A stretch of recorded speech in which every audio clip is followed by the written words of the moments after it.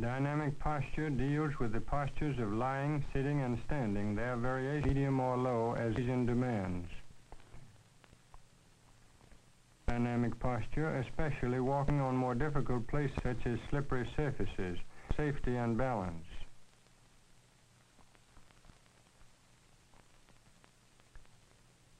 Dynamic posture is used in jumping upward, jumping forward,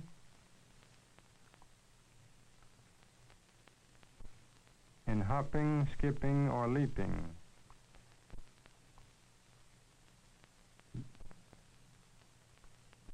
Dynamic posture is employed in stooping forward in the crouch to lift an object from the floor in this position or in this.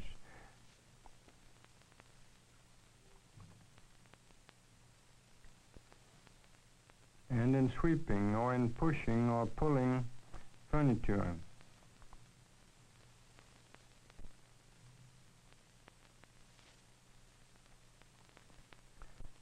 Falls are usually backward and dangerous, but the fall of dynamic posture is forward with a crouch and roll, and so is much safer.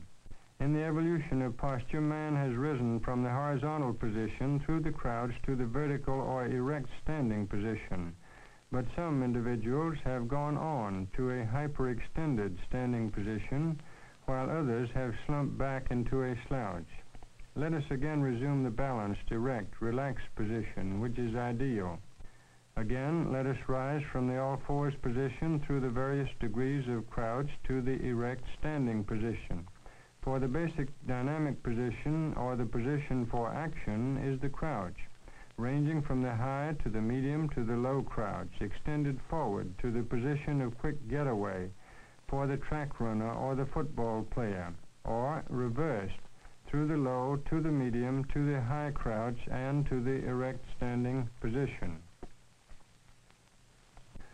Fore and aft balance with the feet together and the body erect is limited to a range of a few inches, but this can be extended considerably by advancing one foot and by assuming the crouch, as a boxer will do.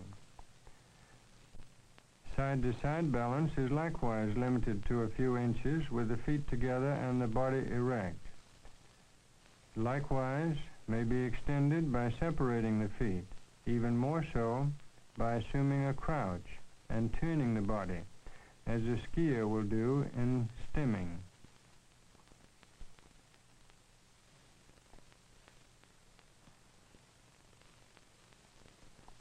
It is difficult to reach and rise from a low chair. Sitting in a low chair, there's also more flexion of the knees, hip, and trunk, with the weight concentrated on the buttocks and coccyx, a source of the painful coccyx. A medium chair is better, but not ideal, and there is a tendency to slouch, whereas a shallow chair does not support the thighs well. It is much easier to get in than to arise from a chair of proper height and depth. It supports the thighs and trunk well and makes it much easier to sit in a comfortably erect and balanced position, especially if the back is appropriately shaped. Usually the most comfortable chair is an armchair of suitable height and depth with a well-shaped back. Its firm seat and strong arms, properly placed and shaped, make it easy to get into and out of such a chair, either by using the arms for support or with dynamic posture, shoulders forward, heels back. The worst chair is usually the lounge chair seen in the living room or waiting room, too low, too deep, and too soft. It is impossible to sit erect in such a chair, or even to be comfortable in any position for very long.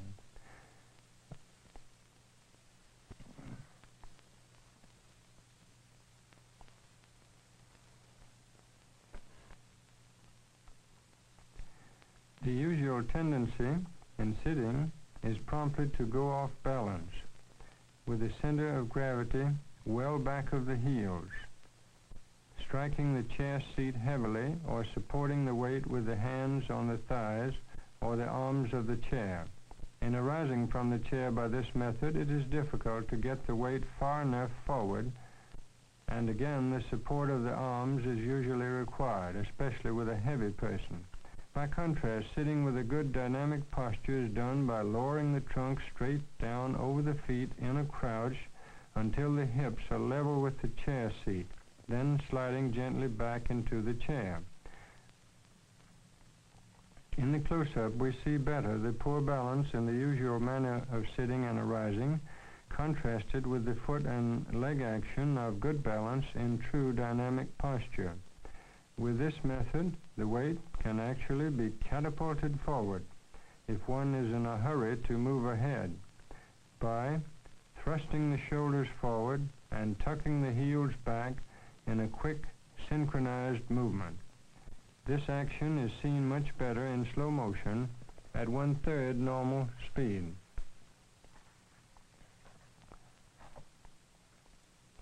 Sitting at a table or desk is often done with an improper chair. A low chair makes it difficult to reach up to the table and distorts the posture, whereas a chair of proper size makes it much easier and less fatiguing.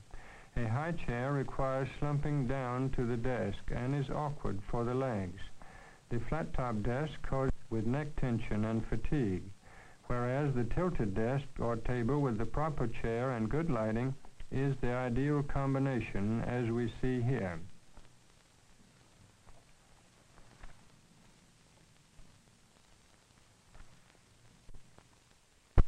Walking is commonly done with the weight back on the heels and the body erect, with quite a jolt as the weight comes down on each foot. This is apt to be aggravated by the during pregnancy. Walking with a slight crouch is far easier. The gait is softer and gentler. Running or walking with a rapid gait or stride can be accomplished with a further forward leaning. In slow motion, we see again the weight back on the heels in the usual erect position because of the pompous attitude often assumed by some persons and almost unavoidably during pregnancy. With the weight tilted forward, however,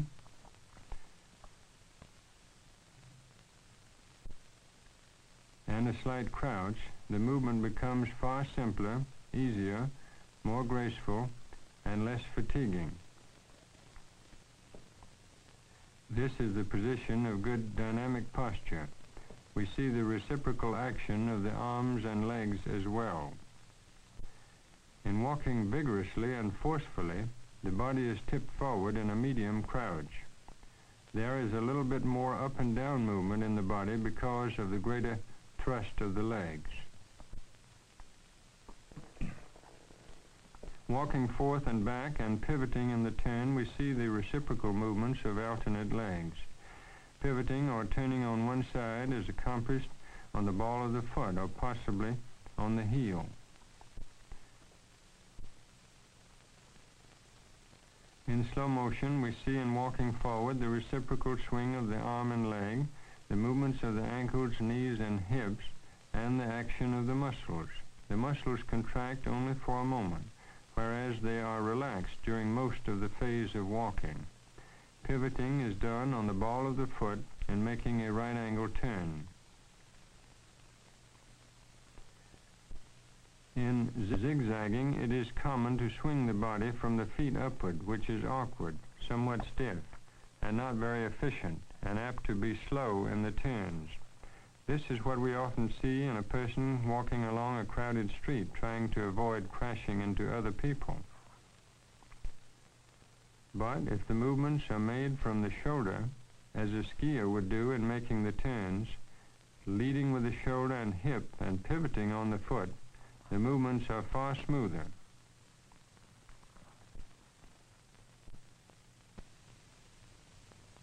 Walking on tiptoe, the weight is on the ball of the foot with strong action in the ankles. Walking backwards, we see a reversal of the usual gait. Walking on the heels, the weight comes down hard on the heels, and the toes are strongly flexed. Walking on a slippery surface is commonly done with the weight back on the heels, with a fall much more likely. It should be done with the weight forward in the crouched position. Running is done with the weight forward, the crouch increasing with the rapidity of the movement. In slow motion, we can see the forward crouch position and the spring on the balls of the feet. With high heels, the spring is lost. There is no motion in the ankle joints. The weight comes down with a clump with each step. There is more wiggle, of course, in the hips.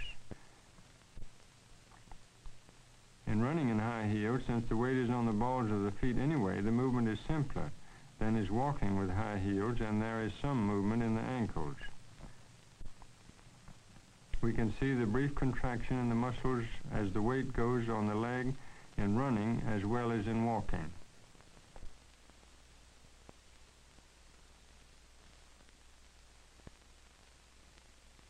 Ordinarily, the weight is lifted up with each step and dropped down with each step. But in the dynamic position, the trunk remains level and the work is done with the knees.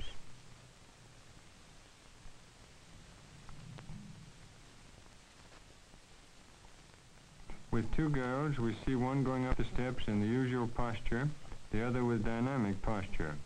With one, we can see the body erect, the legs straight, the effort greater, the jolt greater. With the other, the body is relaxed, the knees flexed, the effort much less.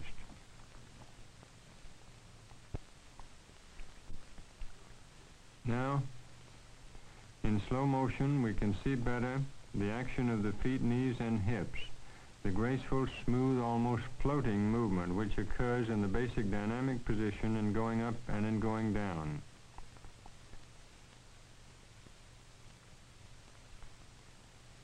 Now in this close-up, we see the action of the knees, the ankles, and the hips, as well as the swing of the arms. The body is forward in the crouch. There is plenty of room for the foot on the steps. There is no jolt. The muscles act as springs, contract for a minimal time, and relax most of the time. Here we are with two steps again. Now from the front, we see in the erect position the jolt, the strain on the knees, the poor balance that comes in the erect position. Contrast that with the crouch position, walking or running down the steps. It's easier to place the feet sideways to get better placement on a narrow step, safer whether walking or running. The person with dynamic posture is far safer with less effort and better balance. Here another factor is brought in, and that is the loss of almost all the motion in the ankle joints with high heels. The effort is put into the knees and hips instead. We can see that the ankles hardly move at all, and that there is quite a jolt going down. In slow motion, we can see better the various factors in the gait, and that the ankle motion is almost completely lost with the high heels. The spring and power of the ankle is lost too.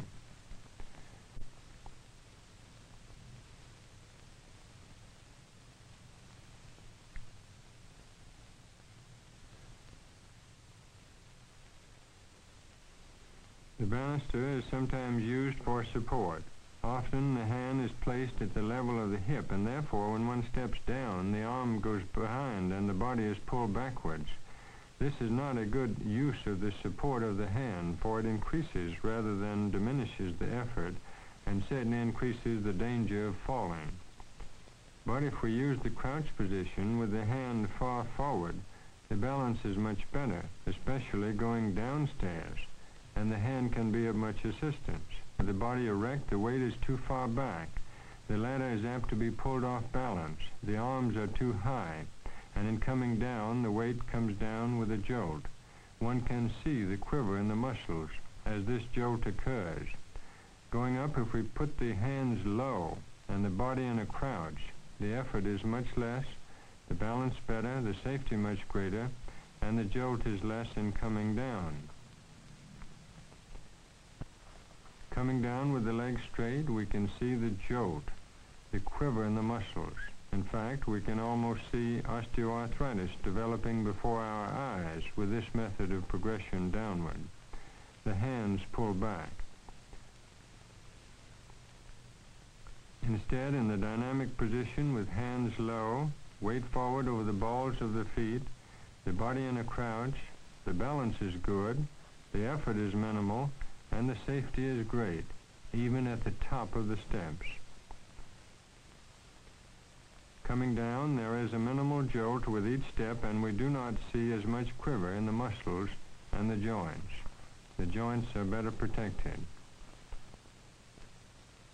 In stepping from obstacle to obstacle, such as logs or boulders, the tendency is to hold the weight back on the rear leg, thus throwing the body off balance, sometimes failing to make the reach. It is far simpler to lean forward in the crouch, shifting the weight forward over the front leg. With 3 obstacles, we see better the effect of holding back and trying to get across with the weight on the rear leg. Once more, if the body is forward in the crouch, the trunk leads with the leading foot. The effort is much less, the movement more effective and safer. In jumping with the legs straight, little can be accomplished. With the knees bent, much more is accomplished. The arms are of aid. Now in slow motion, we see the jump without the knees bent, the jump with the knees bent, which is far more effective, and finally bringing the arms into play. The complete effect of the crouch plus the synchronized arm movement. In jumping forward, the same principles apply. With the knees flexed, the jump is increased. With the arm swing, the jump is much increased. In slow motion, we see the jump with the legs bent in the crouch. With the arms brought into play, it is even more effective. In jumping upward with the whole body, or just with the legs, as in jumping rope, again the crouch position is much more effective. In jumping forward with a simple leap, landing on both feet, again the crouch is used. The weight of the body is thrust onto the forward leg.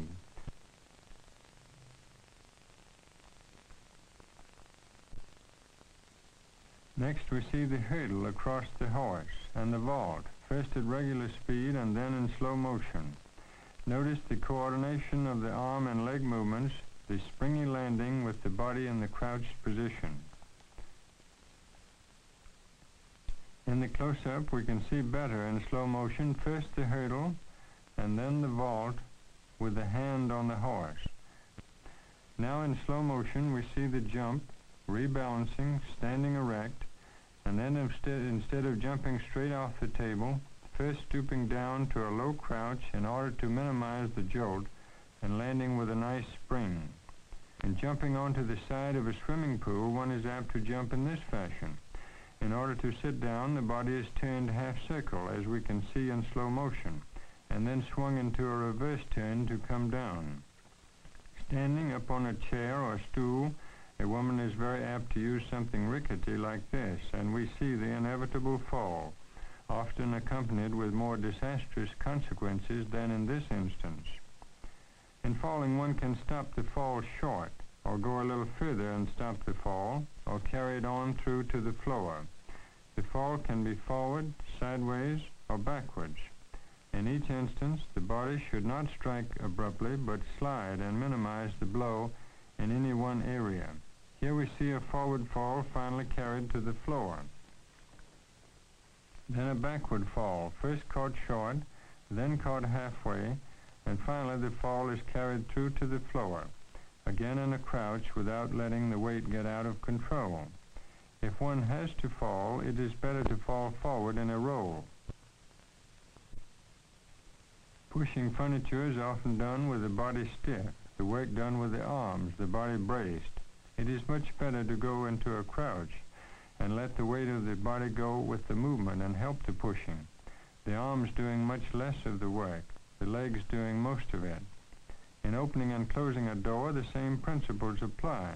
Instead of stiff-arming the door like this, which is dangerous if someone comes from the other side, with the crouch and the arms flexed, it is possible to protect oneself as well as to use a minimum of effort. Picking up an object from the floor is commonly done with a forward movement. Actually, this takes 3 movements and requires shifting the weight onto the forward leg. It is much simpler to take a step backward because in so doing only one movement is necessary, and one quick coordinated movement brings one down to the floor. Lifting is often done, particularly by women, with the legs and arms straight, and the work is done with the back. This is likely to strain the back and cause low backache.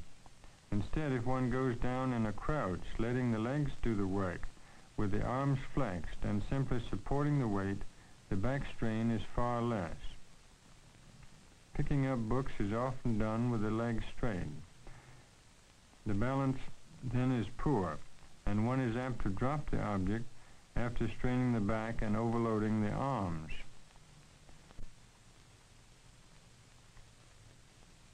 Instead, it should be done as the weightlifters do it, in a crouch, with the knees apart, the body weight forward, the legs doing the work. The legs are far more capable of the job, and we have safety, efficiency, and lack of fatigue. In sweeping floors, the woman often stands with her body braced. The work is done with the arms from the shoulders. The effort is great and is apt to be fatiguing and ineffective, even causing bursitis. Instead, if the woman will use a crouch, swinging the body and using the legs with the work, then the effort is kept at a minimum, fatigue is reduced, and there is less likelihood of strain. The same principles apply with a brush as well as a broom. See how ineffective the movement is when the arms are thrust from the shoulders against the braced body. Whereas in a crouched position, with the body relaxed, the movement is far more effective, it is easier, more graceful, and less tiring.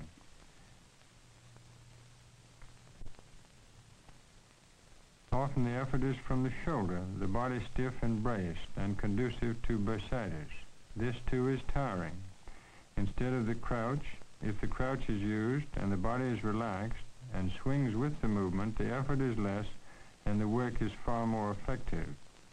Thus, good dynamic posture implies the use of the whole body in the simplest and most effective way, using muscle contraction and relaxation, balance, coordination, rhythm, and timing to optimum advantage. The smooth integration of these elements of good dynamic posture results in performance which is easy, as well as in the physical activity of the individual.